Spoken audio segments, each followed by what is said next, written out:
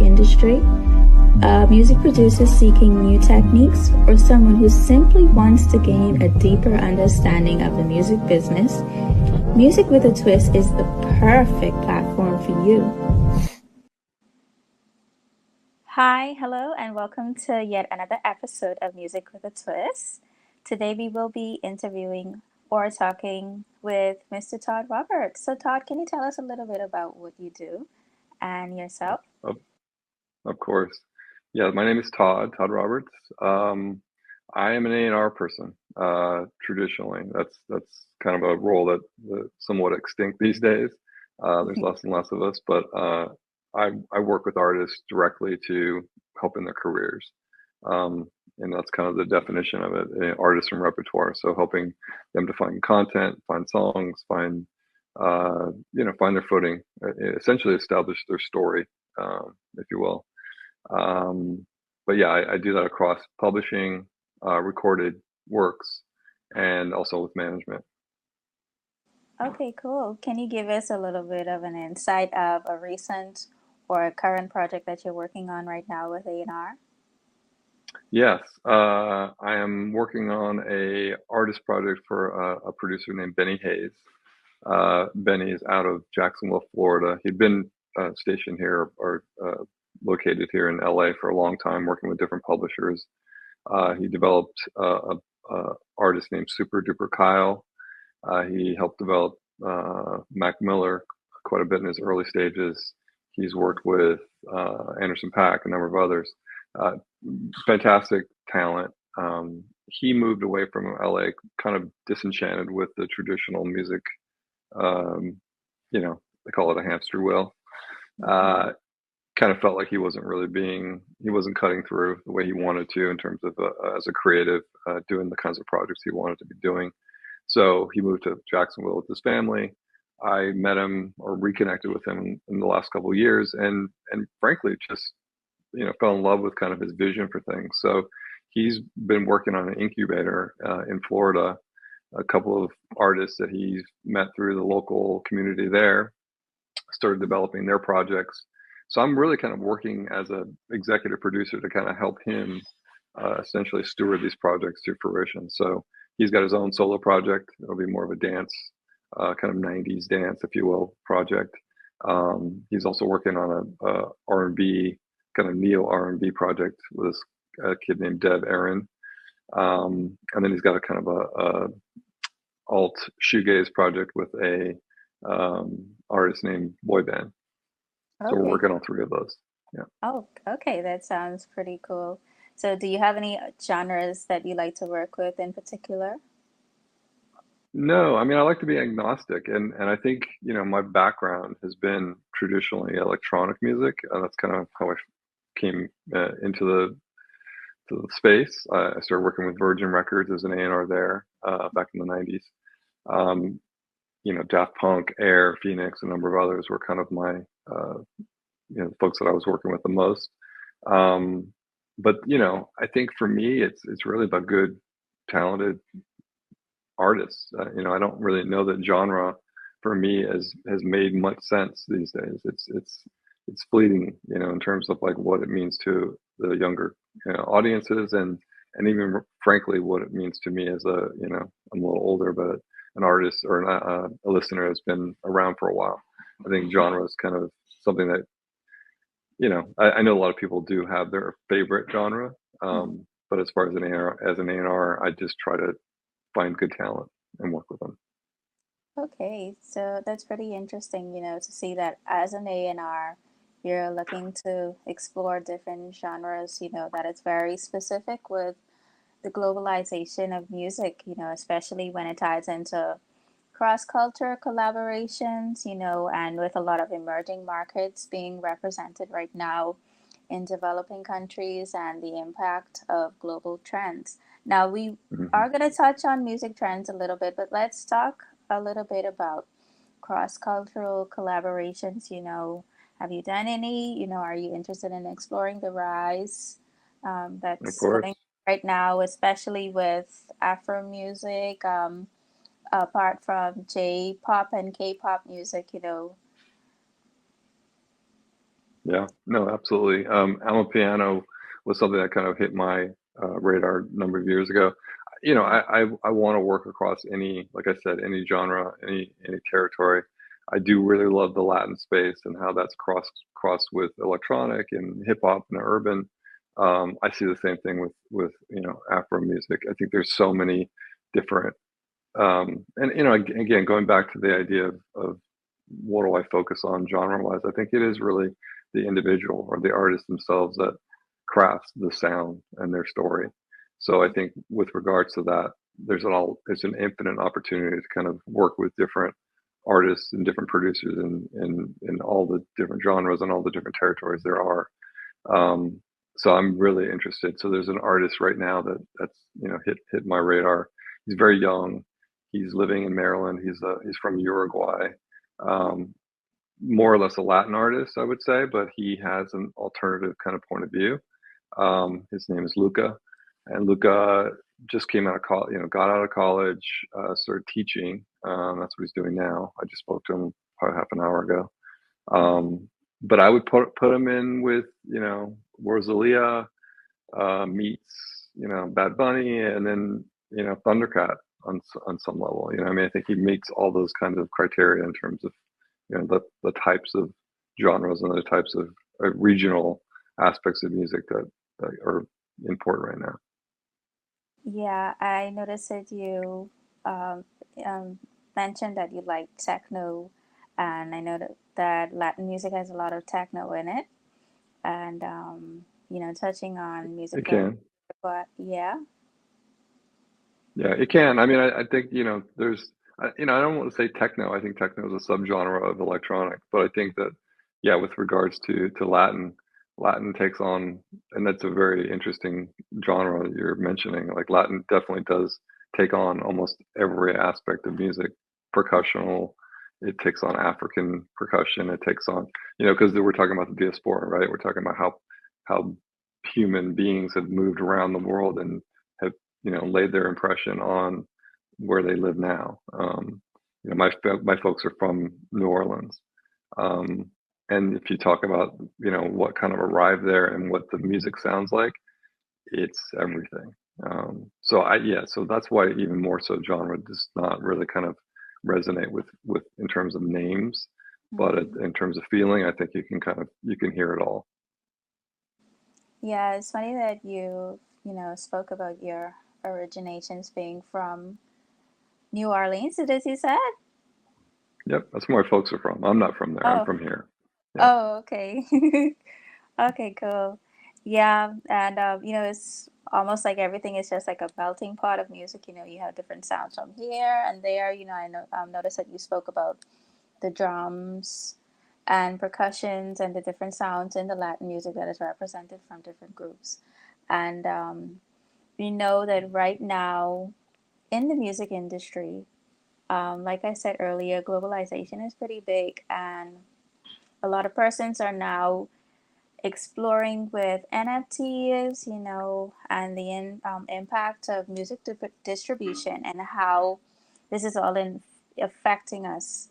And I wanted to talk a little bit about NFTs and the digital ownership of it. How has it affected you as A&R manager? Are your artists exploring with it? I know personally for myself, I gave it a try for a while. It was pretty cool. I've tried it out with art as well. And I'm still like grasping the whole concept of, using wallets and then seeing that you have so much different blockchains. But how is it for you with that I and mean, the blockchain is, yeah. I mean, not to cut you off, but I think yeah, you're right. NFT is a very fascinating Mhm. idea, and I think blockchain kind of being the thing that been derived into NFTs and what they mean. Blockchain itself, I think, is a fantastic concept because it really sort of lowers the threshold for artists to have to appeal to a broad audience. I think there's a way for super fans with regards to NFTs to get involved, to own music again or own pieces of music content. Like you mentioned, art. I think the fundamentals of blockchain are fascinating in the sense they allow co-ownership or collaboration across multiple different, and it's about participation, in a sense. Mm-hmm. Even with super fans being involved with on the NFT side, everyone has to sort of pay to be involved and put their either sweat equity, their elbow grease, their attention span, or their money. And I think each of those is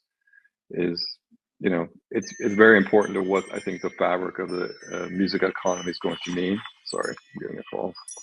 That's fine. Um, and I think that yeah, I think you're speaking to something that's a little further off for me in terms of what the reality is. I think the NFT craze kind of came and went a little bit, at least in terms of the first wave of people that are going to tune in. Sort of those people that are hyper focused on um, the technological foundations of the music business.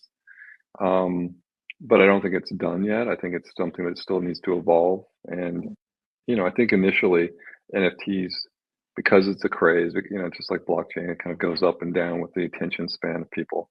So I think Mm-hmm. those things not having this sort of, I think they don't have this much traction or value to the people that really that would want to own those things long term. And I think there's a lot of people that kind of cashed in early and thought that they were going to have something that was going to have a long lasting value. I think Mm-hmm. with regards to that, eventually, those super fans or those fan clubs or those communities, I would say more or less communities of people that are around different artists in their communities, there's going to be a lot of trading of, if you look at things like the Grateful Dead, there was an economy around mixtapes or live tapes. There would be a whole section of people that would tape each concert, and they could go on the whatever platform and sell these tapes to their other fans that were perhaps not there. I think Mm-hmm. that's a good model to think about what an artist and then what the kind of NFTs or the sort of owned content space around them could mean. I just Mm-hmm. don't think that we're there in terms of really any sort of practical application. I think once there's a platform for those things to exist, let's say there's a Spotify for NFTs, I think that will be very fascinating. And that will be kind of the model to look towards because that's where people will actually traffic in, not just what an artist actually puts out of their own work, but Mm-hmm. the derivations of live performances, remixes, covers, that's a really fascinating, I think, landscape and community that will build around music. But I think we're not there yet. Yeah, and it's, pretty interesting that you mentioned there be not being a platform for NFTs, like let's say that we have a Spotify NFT platform for music and so forth. And now that we have this whole rise of artificial intelligence, coming right on the verge of or right after the NFTs, I was talking to a friend of mine recently and we were really exploring where would AI go? Would it turn, like the NFTs where they disappear? Or we just do it, based on like what you said, is it something that's just going to attach to our attention for a period of time, and are we going to lose interest in it? But I find that AI is more practical. We can use it for things like music composition to assist in production, Hmm. platform. I know that I used it yesterday with BandLab. I use it quite often, with BandLab and mastering my music, and it's like is like pretty much everywhere. Yeah, And it helps record labels and artists, with informing them, and getting that information across to yeah, their listening data and trends. And I know Spotify, Apple Music, and Amazon are actually using these things yeah. to I assist them. agree. Yeah, Yeah, I agree. I think that it's the AI, if you're talking about something at a practical application level, is now. I think there's yeah. many applications that most people haven't untapped yet. And that's just to say that technology is what we're dealing with on a larger level of production, consumption, communication. What you and I are doing right now, Mm-hmm. podcasts. All of it has practical application. I think AI is probably the most immediate in terms of it's a potential threat to some artists. I think that artists can look at it that way. But I think you're right. It could be something that could be very powerful in terms of a tool to use to improve. Um, I don't know that I'm so enamored with how the some music labels and sort of companies are using it to maybe replace some of the talent that's out there, or think about, even when you're talking about music libraries, right? With music libraries for advertising, for instance, that's been a Hmm. long existing economy. It's a pretty large economy if you think about where advertising has been and where it's going. Um, there's lots of composers that do film and TV work, and they rely on that income, for their their daily lives. And I think with AI, you can kind of cheat that. There's definitely, I've seen, practical ways that you can kind of cheat the code, right? You can kind of move past some of the talent levels that you need to achieve to land some of those gigs and get some of that work. I think there'll be companies, and there have been companies, there are companies now that are, really kind of replacing people with bots. Hmm. Um, I don't know that that's a good evolution. I think that that's something that we need to kind of think about in terms of people's livelihoods, but also just um, what the quality levels that we're looking for in our own lives, right? Yeah. I certainly don't know that I want to be watching TV shows that are made by you know sentient beings that that aren't essentially giving me something back in terms of value, that emotional level. I watch a lot of shows, and I know that the threshold is low these days. There's lots of content out there, there's lots Yeah. of music content out there, so sometimes it can be confusing. But I do agree with you that I think in the end we'll arrive at a place soon, that some of these tools are very, very powerful in terms of improving our lives and improving the quality of things that we can be. And hopefully, someone was talking about the other day, like, I'd much rather have an AI to do my laundry than be the artwork that I'm looking at. You know what I mean? Because I think that's the value I'm looking for, is make my life easier so I can do those things, so I can spend more time making music and art and reading and writing and things like that. So I don't know. I think that there's a certain value that uh, we need to at least agree upon, Mm. as a culture, as a people. What are we looking for from AI? Because if it's just replacing us, then I mean, I think we're all doomed, right? Yeah. Yeah, and just to add to that, and thinking about how you said that your friend would prefer for AI to do his laundry, it's hysterical because the first thing that went to my mind was fast food.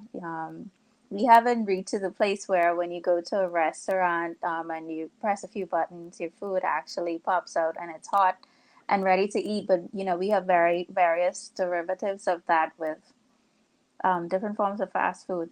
But going back to the topic, I know for sure that this trend has changed the music consumption habits of Mm, artists and persons everywhere.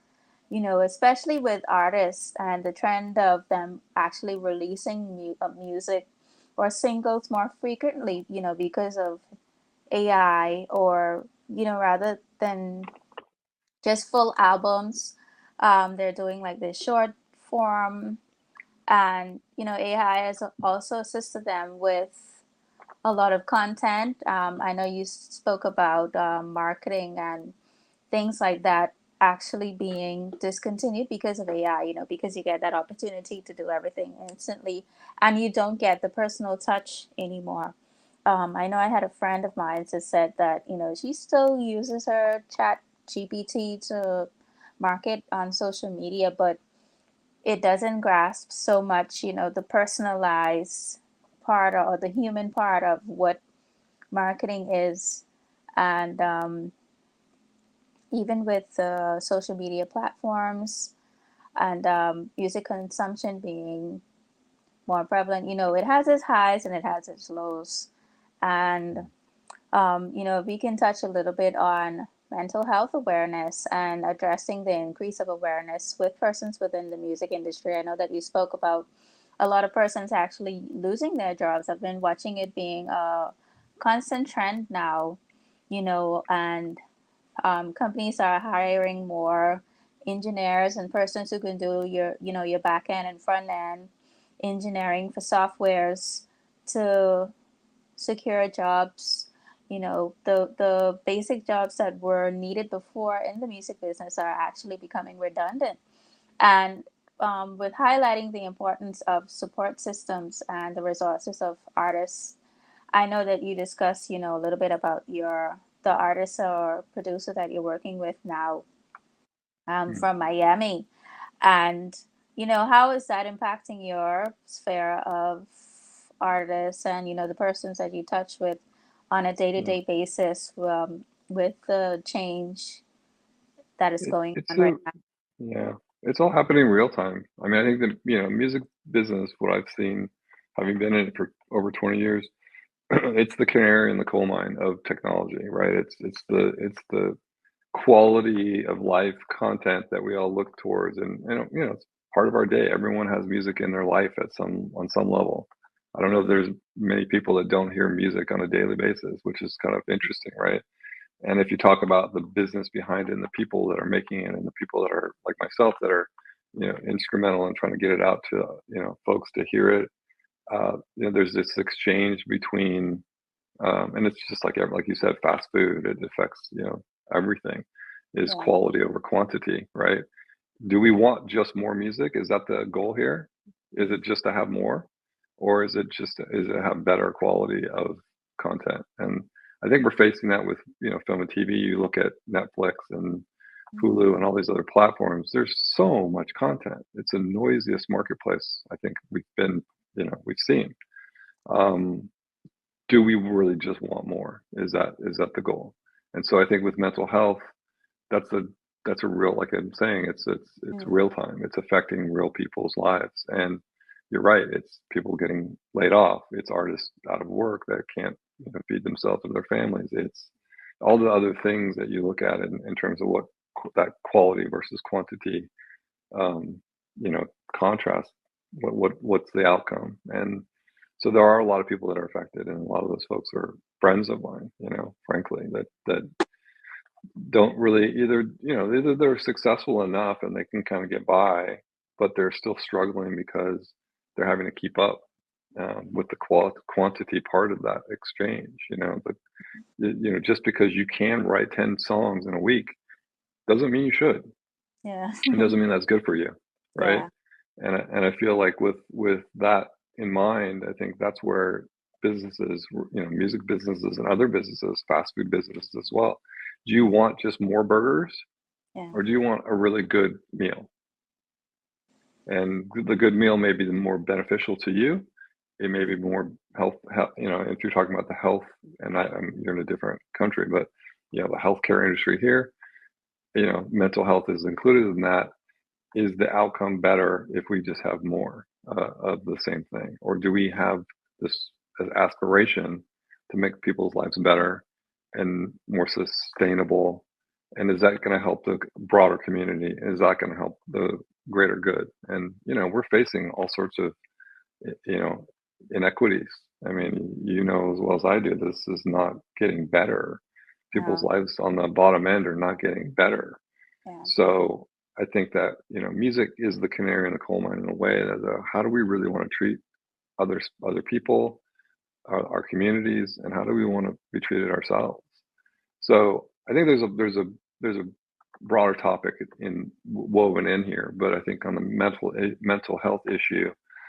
So there was a DEI, initiative, diversity initiative in the music business that happened over COVID, which was largely, because of the social things that were happening in the world, that led to some good things that were starting to change and starting to improve. I thought, there was some initiatives that were kicked off by some of the major labels, putting funds in place for people to achieve, different benefits from that. That has largely gone away. I think that mhm, that's what we're seeing is that those weren't taking that seriously, or either they just decided that maybe they weren't sustainable, or that no one cared. But I think do people do care? I think it's just ultimately that you know the bottom dollar, the bottom line was more important. So I Mm, think there's a big shift happening, and it's not really a good one from what I can see today. But I do think the independent artists, the independent labels, and the people, minded people like myself, do want to see something change about how artists, the pressures that they're put under, mm, the kind of art we really want to value and don't, want to value. Um, I don't know that there's a platform for all of us to have that exchange right now. I think, comment sections of Twitter and Instagram don't really suffice as far as I can tell. yeah. But I think if we can, I think there's a time that will happen soon, hopefully, that we can start to address those things as a people. And again, I don't know what that looks like today. Mm. And hopefully that maybe AI can help that. I don't know. Is that something that AI can do? I don't know. Yeah, I know for sure, in my sphere of space, we actually have a lot of support groups, and there are a lot of places where you can actually go to speak with, major label companies like you had suggested, and, have this opportunity to talk about topics like this over Mhm. platforms like Zoom or Google Meet, that isn't inexpensive, Mm, as opposed of if in times before, if I've wanted to interview you or vice versa, I would have to catch a flight to you or, right. vice versa, True. so there are some ways, that we can see where AI and augmented reality AR is actually benefiting us, and it's assisting with reach,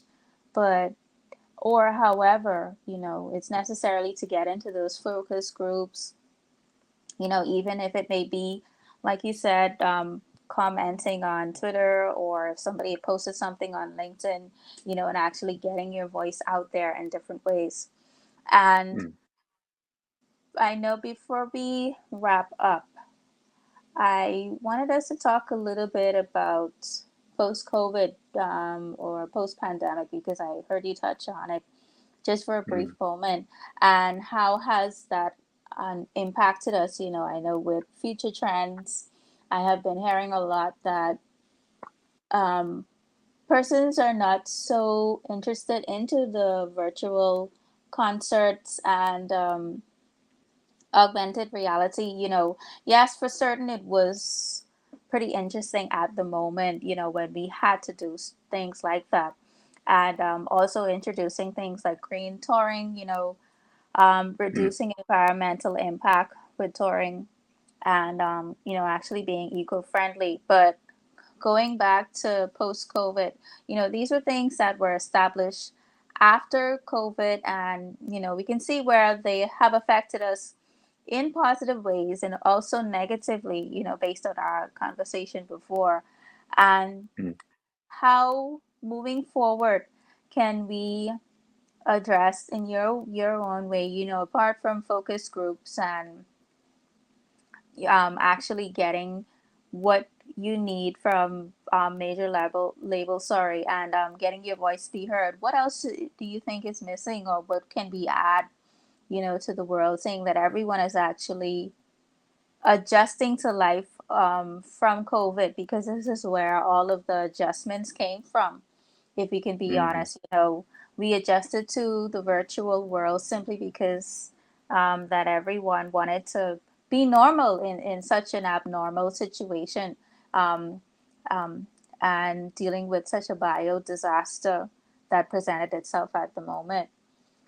yeah, And that created the landscape of the catastrophe of what we're experiencing now, because business owners, companies, labels, they made up in their minds that, hey, we can't come to the place again where we would, feel handicapped. Something may happen. Okay, we like the remote jobs and everything, and we have that opportunity to connect virtually, but let's find cheaper ways, or other ways to get things done, in case of something like COVID happening again, and we have to shut down the world and still be able to function. Yeah, I don't know the answer to that. I mean, post-COVID, Mhm. yeah, it's Yeah, COVID that's opened up all sorts of different questions and conundrums. I think you're right. The live side was probably the most affected, right? I was working with several artists as a manager pre-COVID. I kind of got out because I realized that there could be a catastrophe like that. Not that I was predicting it, but I was seeing kind of real time how cancellations and even weather and things like that were affecting the bottom line for us as a team. You know, we couldn't get to the places we needed to, or we had to compromise in terms of being able to achieve the goals that we were setting for ourselves. I think that's real, and I think that's continuing to be the biggest question mark for me in terms of, how do you build an audience as an artist, and how do you keep that audience? And then, if you're talking about like Taylor Swift, and that woman has been around the world how many times this year, and she's Mhm. not stopping. And Yeah. that's a huge economy around her. So I think we have to think about like what would something like COVID do if Mhm. every artist had to achieve that same level of travel and being in front of a live audience. I don't know Mhm. the answer. That's a really strange one for me if I'm being honest. I think in Mhm. terms of everything else, the work of it, I do think that not working every day in the office has been a godsend if you're asking me, because it's allowed me to see my family a little bit more. It's allowed me to be a little more normal in my day to day. Mhm. Um, and it's not something that I kind of have to think about. I used to, and I was thinking about that recently, like driving to the office every day and what that used to be like, and I can't even remember. But Mhm. I'm glad to say that I don't, have anybody that's over my shoulder, wondering where I'm at every single moment of every day. I certainly have a phone that rings all the time, but I can live with that. You know what I mean? I can just turn it off or put it on vibrate. The other COVID questions that come up are I think more practical and more sort of about what I talked about in terms of quality of life. I did miss the community building that you can do when you're in person. And Mhm. I think streaming doesn't achieve that. I Yeah. think no amount of Zoom concerts or virtual reality headsets are going to, take the place of human to human community building. I think that's something I yearned for over COVID. I didn't know how much I missed it until I started seeing it again, and now that I'm back with my friends and people that I care about, I think it's something that I don't know how you achieve that with other, you know, platforms. So, yeah, there's definitely a practical concern, and I think that, we're working through it. I think as a people, we're trying to figure it out. I travel a little bit, not as much as I used to. The Mhm. travel thing is very strange. I can't imagine being a pilot or a stewardess right Mhm. now. But those are the things that I think, as a people, will eventually start to come up with solutions and ways to deal with those things. The post-COVID music world, it's largely back. I was at a concert not too long ago with Fred again. That 70,000 people showing up in an LA concert, selling out within days. That's tremendous, and that's not something you can kind of replace. Yeah. Um, and there's not every artist can do that. Mhm. But, um, but should it happen for every artist and should it be the norm? I don't think so. Mm. Okay, great. Yeah, that was a brilliant way to conclude. We actually don't have the answers to how to get back to normal, but I liked how you said that, having that opportunity to touch your friends, go in public spaces again, and actually participate into a live concert, and actually having that full human experience, away from the augmented reality and what virtual or online would represent, even though you haven't continued or branched completely into, the whole immersion of music again. It's good to see where you are at now. And Todd, Yeah. right before we leave, I would like you to share your socials with my listening audience so they can get in touch with you. Okay. Those who may be listening and would like to reach out to you. Sure. Channel I seem to get the most traction from is Instagram. Okay. So